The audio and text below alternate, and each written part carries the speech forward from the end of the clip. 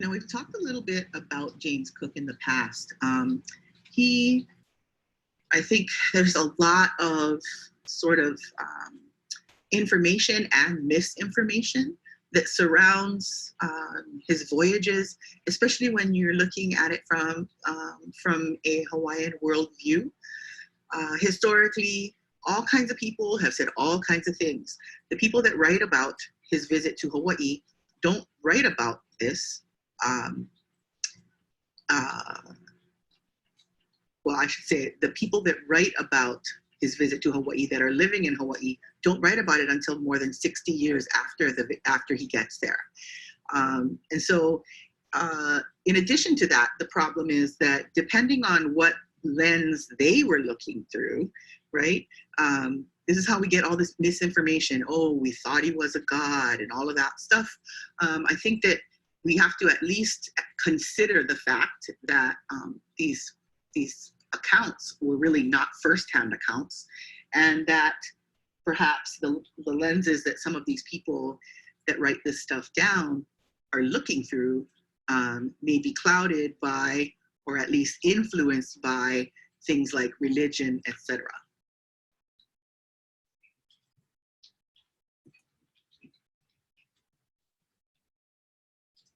We talked a little bit about the role of missionaries. The first missionaries get to Hawaii in the year 1820. And being that they provide the ability to read and write, that technology, like we talked about, Hawaiians that just take off with it. The coming of the missionaries really do affect Hawaiians in a bunch of different ways, right? If you consider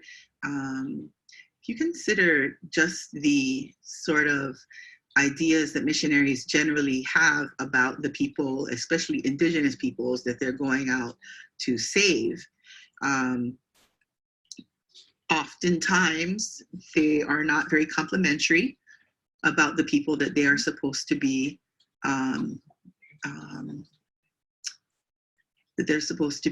worshiping to, and this was definitely the case here in Hawaii. Again, 1820s is when they get here.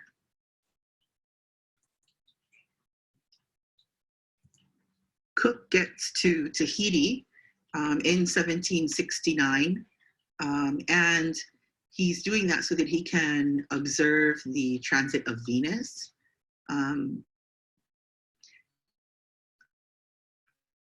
Again, him getting there starts this whole series of changes. And we do see the same thing happening every single place that he goes in Oceania. He gets to Aotearoa, or New Zealand, in 1774. Again, forever changing that landscape, right?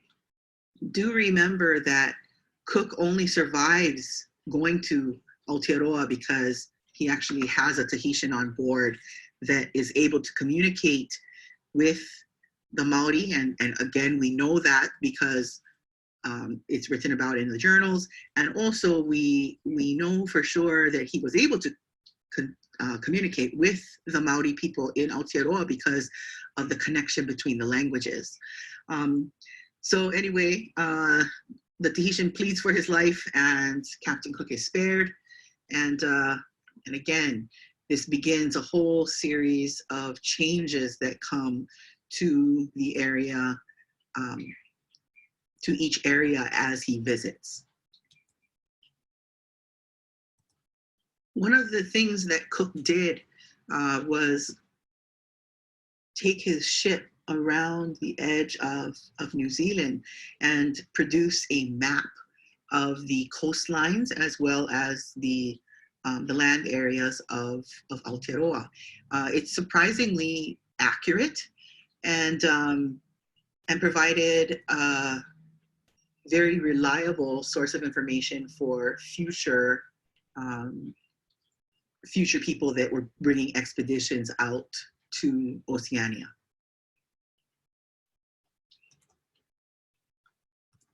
This is a map of the 3 voyages of James Cook. You can see that the blue line on the map shows exactly where he went on his last trip, which was the trip that he made to Hawaii. And you can see, right, by looking at these lines that he went all the way around New Zealand. And again, forever changing the landscape of these places that he visits. One of the big goals on this 3rd voyage that Cook takes that brings him to Hawaii was to discover a Northwest Passage.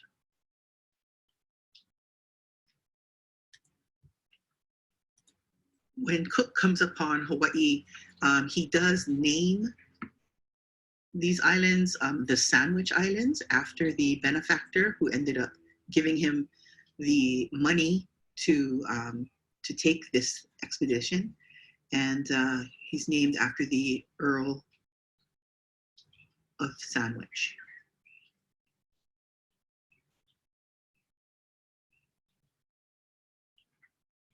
Now, the common narrative that we oftentimes hear or are taught about Cook arriving in Hawaii is that Hawaiians believed that he was a god, and that's because they had never seen white people before, etc., which actually is not true. We've talked a little bit about this, right?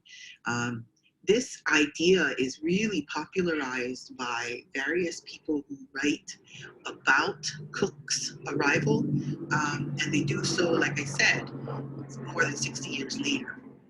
A man by the last name of Dibble, who is a missionary, he ends up writing about this history and goes into great detail talking about how Hawaiians believed he was a god, and that really, when we found out that he wasn't a god, we were really angry, and that's why we killed him and ate him. Okay, so I actually really want you to at least consider the fact that this, again, may be misinformation. Really, the only way that we would know is by utilizing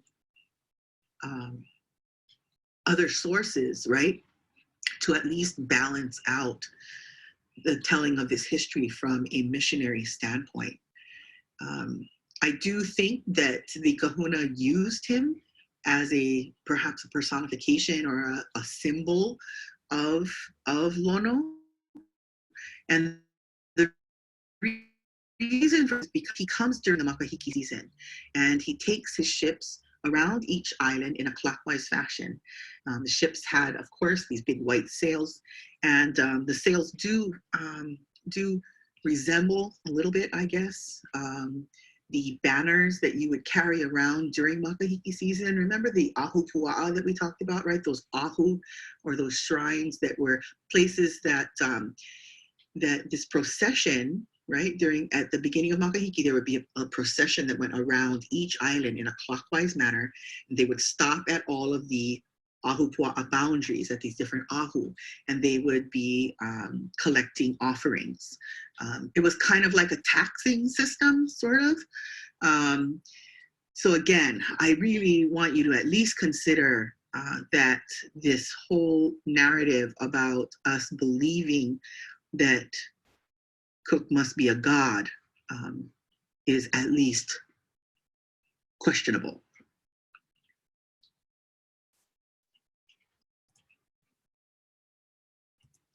This is an image of what the Lono Ikamakahiki banner looks like. And this banner, again, was carried around each island going in a clockwise manner, which coincidentally, right, Cook's ship goes around in the same manner, which I think is pretty much why Kahuna used him as a representation, perhaps of Lono. Again, we don't know for sure, but we do know that the first person who is not a missionary that writes about Cook, his name is Fornander, and Fornander actually presents a sort of a different take on what happens. But even he says that he believes that Kahuna definitely did use Cook as perhaps a symbol or a sign of some kind, but that he believed that there was no way that we thought he was a god.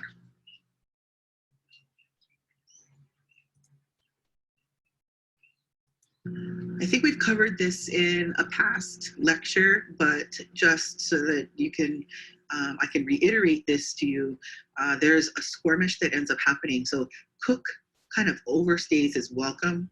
He finally leaves and goes north looking for the passage, but has a mast that breaks, and he ends up coming back to Hawaii Island so that he can make, so that he can get a log and make a new mast.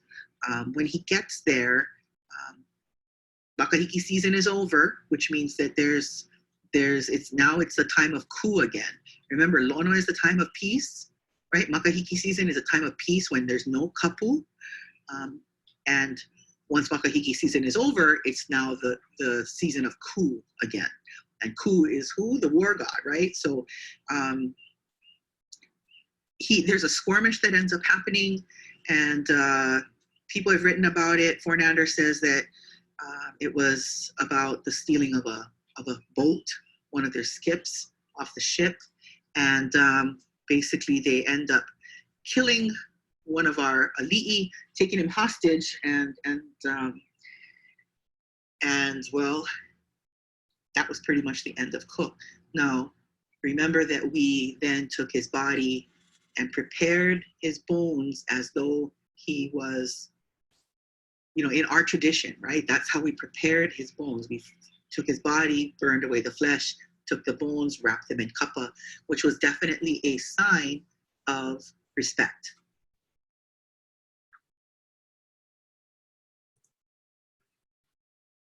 Now, there are a number of sort of narratives that surround what happens with Hawaiian people when Cook and his men get to Hawaii. According to the diaries, Cook's diaries, he says that he forbade any of his men that were sick to go off the ship, and he definitely wanted them to stay celibate. He did not want them to have sex because he knew that a lot of them had venereal diseases. Now, that's from his standpoint. All the historians, including Fornander, they talk about how he actually did not only, his men not only had sex with Hawaiian women, but he himself, there was a girl who came aboard and was gifted to Cook for him to do what he will with her. And basically this begins, right? He lands in Kauai first and then makes his way down to Hawaii. This begins a crazy dying off of the Hawaiian people. It's said that by the time he makes his way down to Hawaii Island, that venereal disease was already showing up there from Kauai. And so it just went rampant, right? So this is a chart of the Great Dying. You can see that this is based on a conservative number and population estimation of 800,000 people. We are pretty sure that it's closer to 1 million at this point. But let's take a look, right? That there's this drop, this crazy drop that happens between 1777 and 1822. And this decline continues all the way for the next half century. It's a long time before the Hawaiian population actually is able to start to recover and numbers begin to start going up again. Now, I want you to consider what this does, right? If we take our, think about the last family party that you were at, and think about your family members. If you had 20 people there, right? If you had 20 people at this family party, Thanksgiving, Christmas, whatever it is, that only 2 people would have survived, okay? And what does this do to a society? You have families would have been annihilated, And really, this would cause all kinds of problems, right? Societal collapse. Like, I'm shocked that Hawaiians are even still around, because this must have been terrible to have to live through this period where so many Hawaiians ended up dying. And every ship that came would bring a different disease, right? There's outbreak after outbreak after outbreak, everything from flu and measles to smallpox, right? All kinds of stuff coming. This also changes the face of Hawaii economically. Remember, we've talked about the goats, right? The goats, the pig, the goats, the sheep, and the cattle that Vancouver brought. Yes, so this does begin a sort of economy of provisioning ships. Because Cook is, we all know, Cook's not the last one to come to Hawaii. In fact, after he comes, very quickly, Hawaii becomes a stopping off point for a lot of ships. And they do, for some time, provide provisioning, which does sort of start this idea of an economy, right? And an income being derived from provisioning. And again, this starts to change the economic landscape of Hawaii.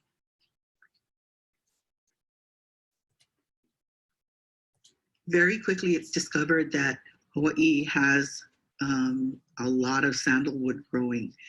Our word for that is iliahi. And the Chinese people valued sandalwood immensely because of its, you can use it to, it's a fragrant wood, so you can use it to make incense and so forth. And once it's discovered that iliahi is growing in Hawaii, this sort of takes off, and really this is the first economic venture, so to speak, of our ali'i. They oftentimes would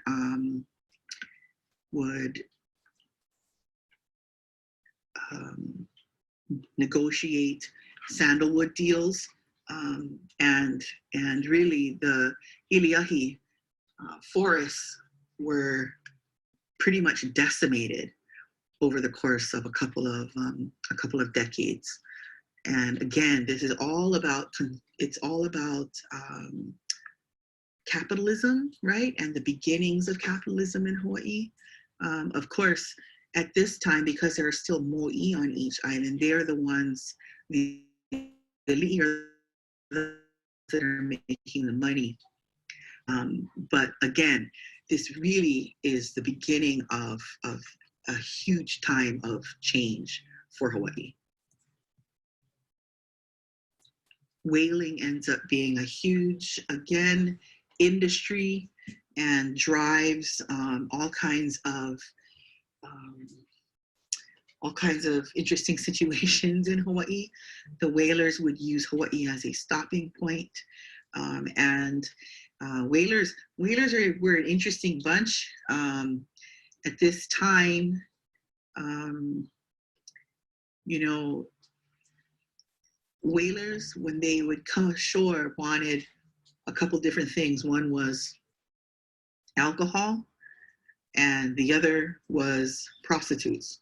And so when you read at the archives what the government is writing about at this time, they're trying to figure out how to deal with these whalers, because their behavior is a lot different than your average Hawaiian person, or your average Hawaiian citizen. And in fact, for a while there, whalers have different laws. There are different behavior conduct laws that apply to them versus Hawaiian citizens.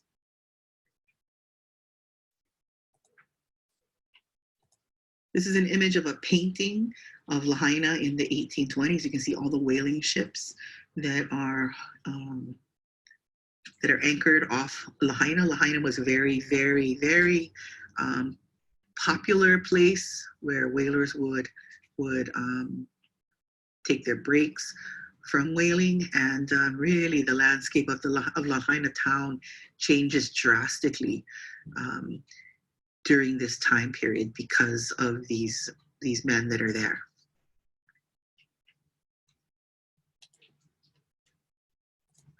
Okay, I know we mentioned the missionaries before. The ABCFM is the first group of missionaries that get to Hawaii.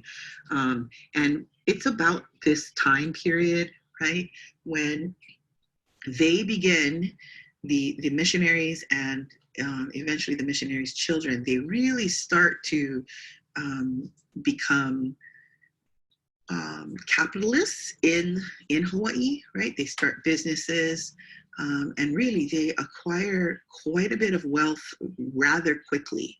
And then we'll see that in the future, this has even more consequences as we move forward to learning about the overthrow.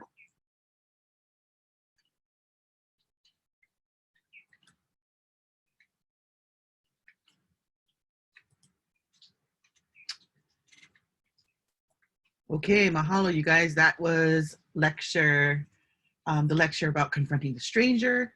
And I hope everybody's doing well. Aloha and malama pono.